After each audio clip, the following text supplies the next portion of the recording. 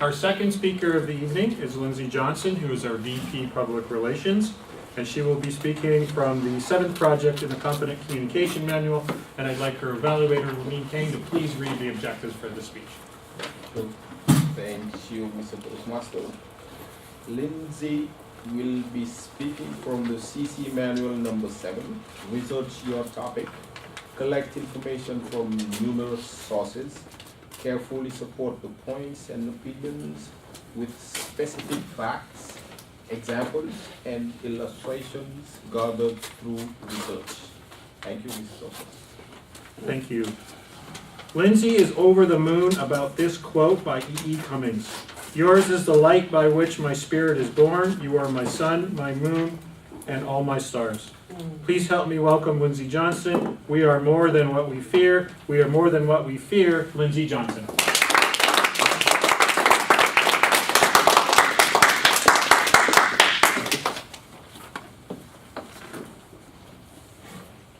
Anthrophobia, the fear of flowers.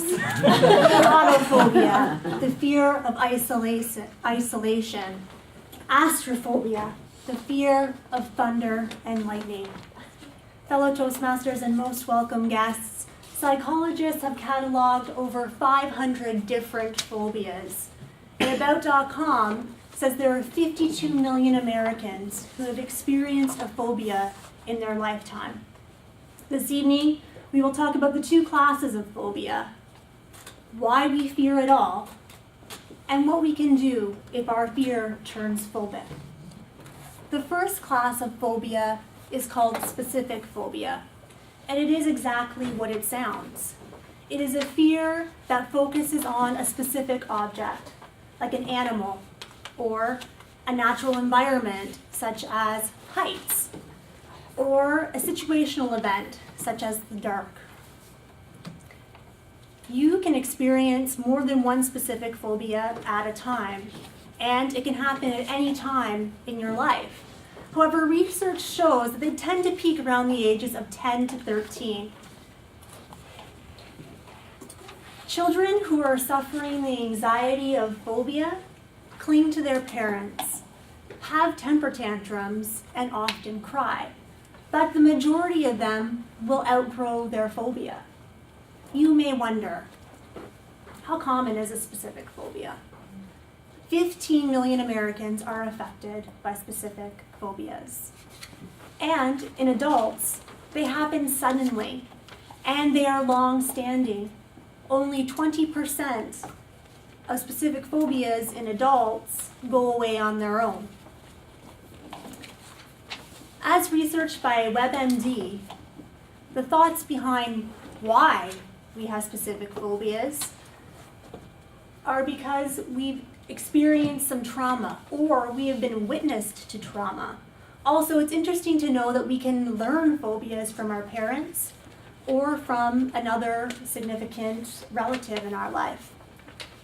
The second phobia is social phobia. This is the fear of being rejected. Someone feels that they will be singled out in a crowd and ridiculed. 19 million Americans suffer from a social phobia.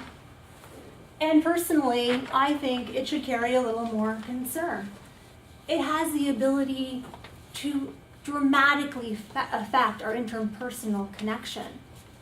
It affects our social connection. It stunts our social skills. And it also dramatically affects our interpersonal relating, how we develop relationships and friendships. It's interesting to note that social phobias also run in families, and they tend to be accompanied by depression and alcohol dependence. Psychologists have studied what could possibly be the cause of a social phobia, and they have found that, Beidel and Turner did the study, they have found that it's a long-term effect of not fitting in, of being rejected, and being isolated. It's worth mentioning that agoraphobia is often a precursor to a social phobia. It is the widening of a social phobia, and then it affects many more of life situations. often including a panic attack. 2 million Americans suffer from agoraphobia. Now you may wonder, why is that? Well, 1/3 of people affected wait 10 or more years to have someone, to speak to someone about the disorder. For the women in the room, in comparison to men, we have a slightly higher chance of developing a specific phobia. We have 2 times the risk of developing a social phobia. And we have 3 times the risk of developing agoraphobia. So what is the neuroscience behind fear? As you know, I have a fixation with the brain, and I like to know how it works. And fear begins in the amygdala. We have 2 amygdala, or amygdalae, 1 in each hemisphere of the brain. And they are the size and shape of an almond. The amygdala's job is to store experiences, fearful experiences, among other experiences. And this is basic to our survival. Now, the problem with phobias is that we're responding immediately to fear, intensely, maybe to something that's not a threat. The amygdala is part of our limbic system, but it is not part of our intellectual mind. So it's hard to unlearn a phobia because these 2 parts don't interact. So is there help? Yes, there is. You could try cognitive behavioral therapy. This is specifically good for specific phobias. A therapist will look at the underlying pattern of what supports your phobia. And then you will approach your fear, bit by bit, feeling less and less safe, until your brain is retrained to have a positive feeling about what you once feared.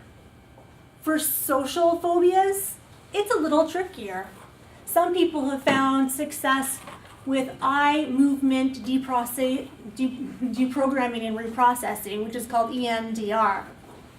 It's basically looking at an emotional learning, uncovering it, and discovering the falsehood behind the social phobia. I have suffered from specific phobias. The specific phobia of glossophobia, which is public speaking, as well as antrodyphobia, oddly, the fear of ducks. I have also suffered from social phobia. So it is my hope, by discussing fear with you today, that we can have a greater understanding of what it is to be humans. Whether this helps a friend or a child.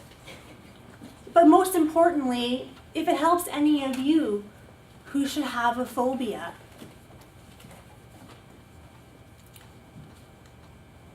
Please and always remember, we are more than what we fear. Thank you.